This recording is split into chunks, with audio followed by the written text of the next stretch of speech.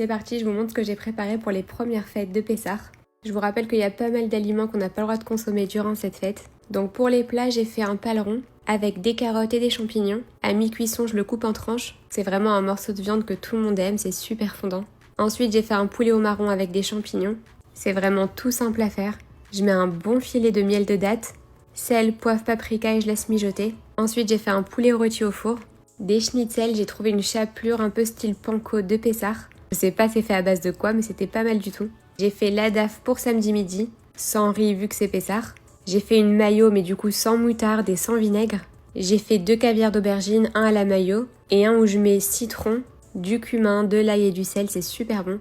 Après j'ai fait du chou au four, une salade de carottes au cumin. J'ai pas trouvé d'harissa cachère les Pessah, donc ça aurait été meilleur avec. Après j'ai acheté plein de sortes de poissons fumés pour compléter les repas. Ça c'est du gefilte fish. J'ai fait des variantes avec carottes et navets. Je trouve que ça à Pessah quand on a envie de grignoter c'est parfait. Ensuite j'ai fait une chicken soup. J'ai préparé tout ce qu'il faut pour le plateau de Giseder de Pessah. Ça c'est du réfort. J'ai fait bouillir plein de pommes de terre.